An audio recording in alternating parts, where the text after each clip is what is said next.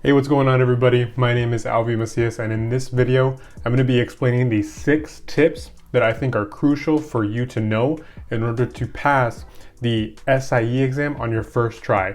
On this channel, I try to help people who are the first in their family to start investing, save for retirement, and hopefully achieve FIRE younger than our parents did. So if that sounds like something you're interested in, please be sure to hit the subscribe button down below and join this community of other first generation investors as well. And I recently took a position with TD Ameritrade, who is now affiliated with Charles Schwab. And as part of my position, I had to take the SIE exam and pass it with a 70 or better in order for me to keep my role as a relationship manager. Going through the SIE study program, it was really intense. It was something that I had never really navigated before because this was my first finance job. So I had to sort of learn everything from the ground up. So tip number 1 is probably the most crucial, but one that I think a lot of people have a tendency to overlook, especially if you are navigating this without having a broker-dealer backing you. For a little bit of context, for those of you that don't know, your employer, your broker-dealer, TD Ameritrade, Charles Schwab, Vanguard, Fidelity, all of those companies can usually sponsor you to go take your SIE exam.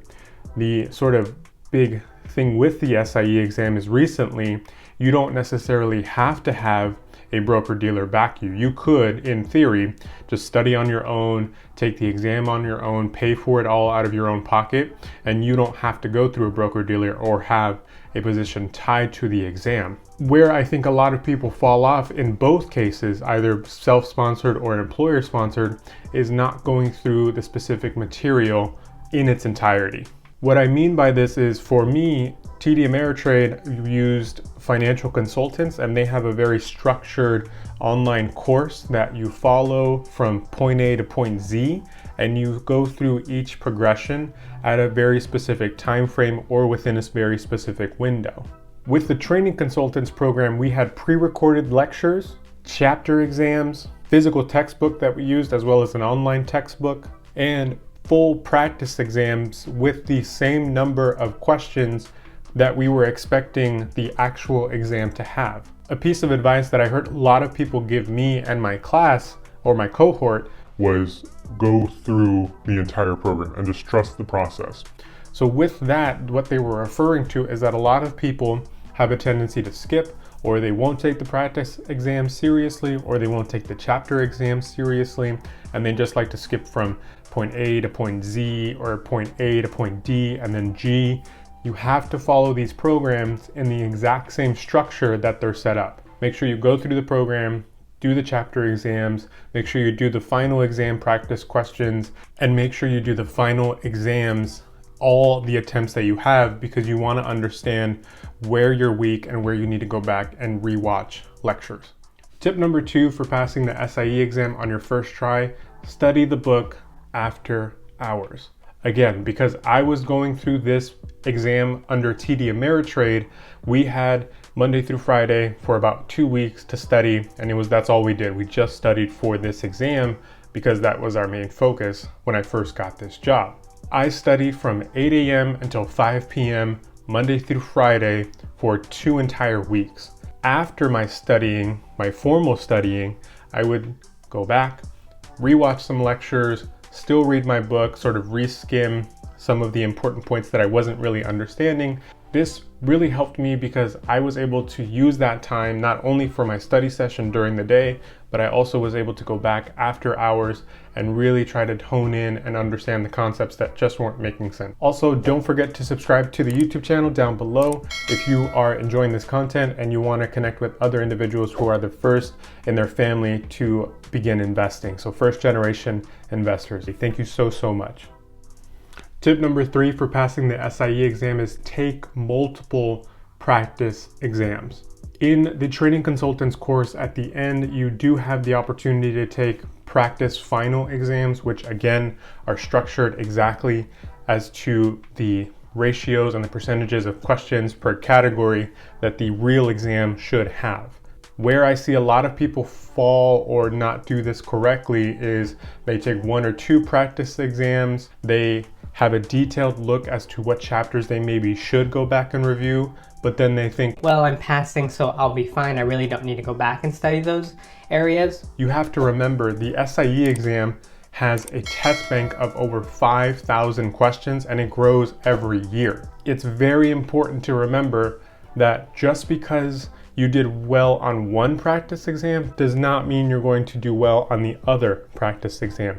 The questions are hardly ever the same, so it's very important and vital that you understand the concepts of what the exam is trying to test you on, not just memorizing questions and answers. Tip number 4 for the SIE exam and how you can pass on your first attempt: review the full book 3 days leading up to the exam.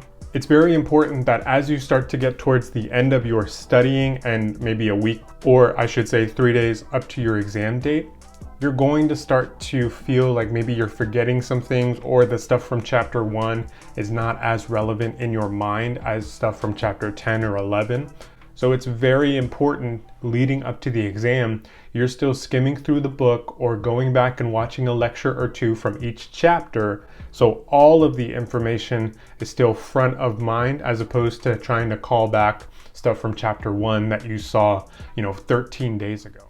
Hey, if you're getting value out of this video, if you could do me a favor and hit the like button down below, that tells YouTube to push this video out to other individuals who are also studying for the SIE exam, and YouTube knows that it's a good video. It's free and it really helps support this channel. Thank you so much.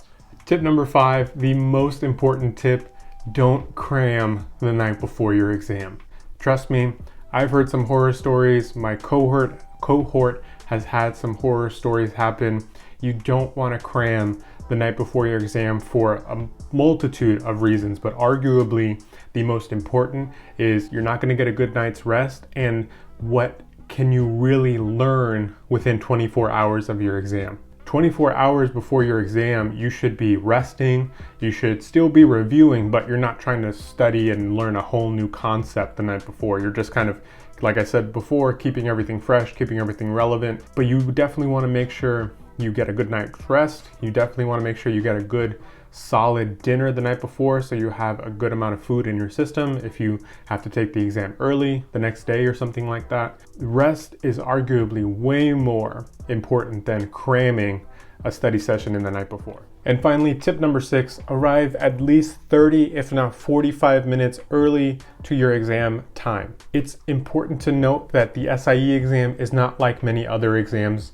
You do have to run through a gauntlet of security checks, ID verifications, and fingerprints, so that all takes time.